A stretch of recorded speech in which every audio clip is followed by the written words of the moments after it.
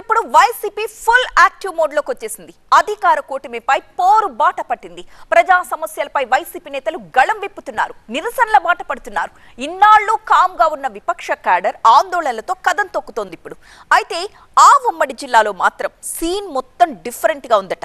5-6 నియోజకవర్గాల్లో వైసీపీ ఇన్ఛార్జీలు silent mode లో ఉన్నారట.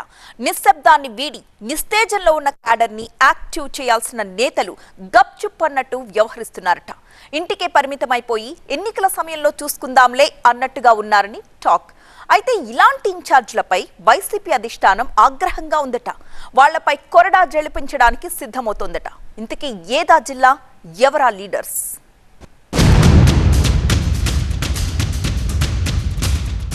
స్టేట్ అంతా ఒక లెక్క, అక్కడ మాత్రం మరో లెక్కట. సైలెంట్ మోడ్ లో ఇన్ఛార్జీలు పని చేయకపోతే వేటు తప్పదా? సిగ్నల్స్ ఇస్తున్న వైసీపీ హైకమాండ్. ఉమ్మడి అనంతపురం జిల్లాలో 14 అసెంబ్లీ నియోజకవర్గాలుంటే అందులో 5 నియోజకవర్గాల్లో వైసీపీ పరిస్థితి అధ్వానంగా ఉందట.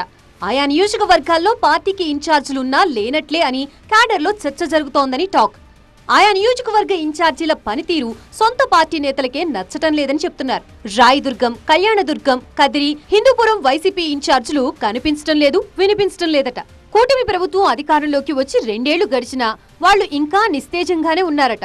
ఉమ్మడి జిల్లాలోని మిగిలిన అన్ని నియోజకవర్గాల్లో వైసీపీ లీడర్లు, క్యాడర్ యాక్టివేట్ అయినా ఈ 5 నియోజకవర్గాల ఇన్ఛార్జీలు మాత్రం మొద్దు నిద్ర వేయడం లేదని క్యాడర్ వాపోతోందట. కార్యకర్తల్ని ముందుండి నడిపించాల్సిన నేతలే ముఖం చాటేస్తే ఎలాగని వైసీపీ శ్రేణులు మండిపడుతున్నాయట.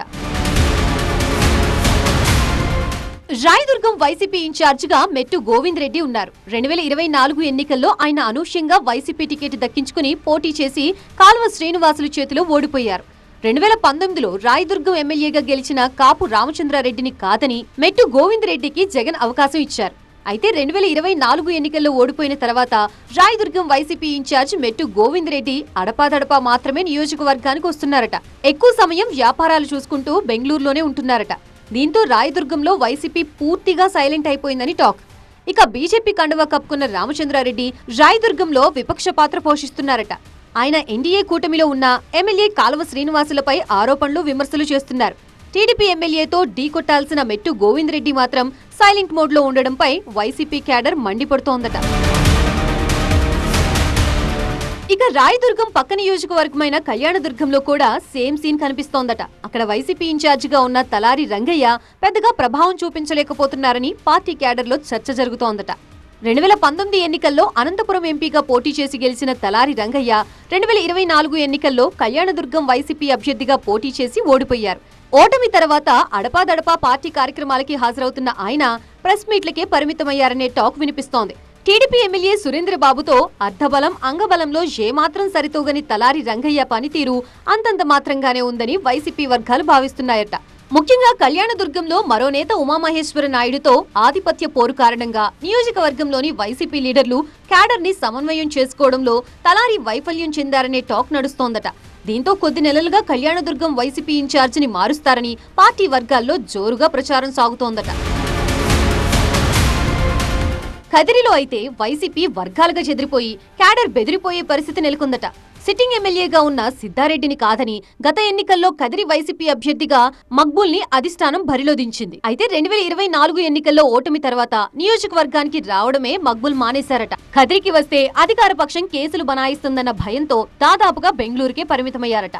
దీంతో క్యాడర్ కి ఇన్ఛార్జ్ అందుబాటులో లేకుండా పోయారట. ఇన్ఛార్జి పత్తా లేకుండా పోవడంతో మాజీ ఎమ్మెల్యే అత్తర్ చాంద్ బాషా, మరో నేత పూల శ్రీనివాస్ రెడ్డి కదిరి వైసీపీలో చక్రం తిప్పడానికి ప్రయత్నిస్తున్నారని టాక్. ఈ ముగ్గురు నేతల ఆధిపత్య పోరుతో కదిరి వైసీపీ క్యాడర్ చెదిరిపోయిందట. ఓవైపు ఇన్ఛార్జ్ మక్బుల్, మరోవైపు మాజీ ఎమ్మెల్యే అత్తర్ చాంద్ బాషా, ఇంకోవైపు పూల శ్రీనివాస్ రెడ్డి, ఇలా నేతలు తలో దారిలో వెళ్తూ ఉండటంతో కదిరి వైసీపీలో 3 ముక్కలాట నడుస్తోందట. దీంతో అందరూ కలిసి కాడి కింద పారేయడంతో కదిరిలో వైసీపీ క్యాడర్ నిస్తేజంగా మారిపోయిందట. ఇక Hindupur YCP incharge Kuruba Deepika active గా లేకపోయినా ఆమె భర్త వేణురెడ్డి మాత్రం అప్పుడప్పుడు హల్చల్ చేస్తున్నారట. బాలయ్య ఇలాకా హిందూపురంలో 2014, 2019, 2024 ఈ 3 ఎన్నికల్లో అభ్యర్థుల్ని మార్చి వైసీపీ ప్రయోగం చేసినా ఫలితం లేకుండా పోయింది. 2014 ఎన్నికల్లో బాలకృష్ణపై పోటీ చేసిన నవీన్ నిశ్చల్ ఓడిపోయారు. 2019 ఎన్నికల్లో రిటైర్డ్ ఐపీఎస్ అధికారి ఇక్బాల్ పోటీ చేసి ఓడిపోయారు. ఇక 2024 ఎన్నికల్లో బాలయ్య వర్సెస్ బీసీ మహిళా నినాదంతో బరిలో నిలిచిన కురుబ దీపిక కూడా ఓడిపోయారు. దీంతో రాబోయే ఎన్నికలకి మళ్లీ అభ్యర్థిని వెతుక్కోవాల్సిన పరిస్థితిలో వైసీపీ ఉందట. హిందూపురంలో హ్యాట్రిక్ విజయంతో దూసుకుపోతున్న బాలకృష్ణని ఎదుర్కొనేంత సత్తా దీపికకు లేదని వైసీపీ నేతలు బాహటంగానే మాట్లాడుకుంటున్నారట. ఇక హిందూపురంలో సీనియర్ నాయకులైన నవీన్ నిశ్చల్, కొండూరు వేణుగోపాల్ రెడ్డి పార్టీ వ్యతిరేక కార్యకలాపాలకు పాల్పడుతున్నారని వైసీపీ అధిష్టానం సస్పెండ్ చేసింది. దీంతో అక్కడ వైసీపీ పరిస్థితి మరింత దిగజారిందట. హిందూపురంలో మరో విచిత్ర పరిస్థితి కూడా నెలకొందట. హిందూపురం నుంచి పోటీ చేసేందుకు వైసీపీకి నేతలు దొరుకుతున్నారు కానీ బాలయ్యపై గెలిచే స్థాయి నేతలు కనిపించడం లేదట. దీంతో రాబోయే ఎన్నికల నాటికి హిందూపురం నుంచి పోటీ చేసేందుకు బలమైన నేత కోసం వైసీపీ అధిష్టానం కూడా భూతద్దం పెట్టి వెతుకుతోందని చెప్తున్నారు. ఇక 2024 ఎన్నికల్లో మడకసిరి నుంచి ఉపాధి హామీ కూలీకి టికెట్ ఇచ్చామని వైసీపీ చెప్పుకోవడం ప్రచారానికి పనికొచ్చిందే తప్ప గెలుపుకి దోహదం చేయలేదు.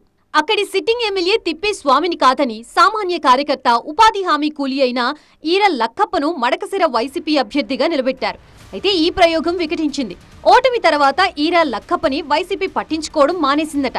రాబోయే ఎన్నికల నాటికి మడకసిర నుంచి పోటీ చేయడానికి ఎవరైనా వలస నేత దొరక్కపోతారా అని వైసీపీ తీవ్ర ప్రయత్నాలు చేస్తోందట. మడకసిర ఎస్సీ నియోజకవర్గం అవడంతో ఆ సామాజిక వర్గం నుంచి లోకల్ గా నేతలు లేకపోవడంతో వేరే జిల్లాల నుంచి అయినా మంచి నేతలు దిగుమతి చేసుకోవాలని వైసీపీ చూస్తోందట. ఉమ్మడి అనంతపురం జిల్లాలోని ఈ 5 అసెంబ్లీ నియోజకవర్గాల్లో వైసీపీ ఇన్ఛార్జీల పనితీరుపై పార్టీ హైకమాండ్ అసంతృప్తిగా ఉందట.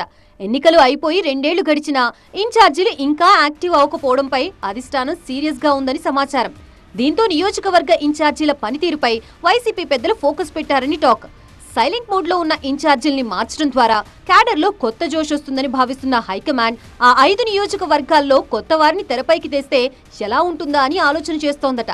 ఎన్నికల సమయంలో అప్పటికప్పుడు కొత్త అభ్యర్థుల్ని తీసుకురావడం కంటే ముందుగానే నియోజకవర్గ ఇన్ఛార్జీల్ని మార్చి పార్టీని బలోపేతం చేస్తే ఎలా ఉంటుందా అని వైసీపీ హైకమాండ్ అనుకుంటోందట. దీనిలో భాగంగా ఇప్పటికే ఈ 5 నియోజకవర్గాల్లో కొత్త ఇన్ఛార్జీల పేర్లని వైసీపీ అధిష్టానం పరిశీలిస్తోందని పార్టీ వర్గాల్లో చర్చ జరుగుతోందట. ఎట్టి పరిస్థితుల్లోనూ ఇన్ఛార్జీల అలసత్వాన్ని సహించేది లేదని, రాబోయే రోజుల్లో ఖచ్చితంగా మార్పు చేర్పులు ఉంటాయన్న సంకేతాలు తాడేపల్లి నుంచి వస్తున్నాయట. మరి సైలెంట్ మోడ్ లో ఉన్న ఆ 5 ఇన్ఛార్జీలు తమ పనితీరు మెరుగుపరుచుకుంటారా లేక కొత్త ముఖాలు రావాల్సిందేనా అని వైసీపీ వర్గాలు చెవులు కొరుక్కుంటున్నాయట.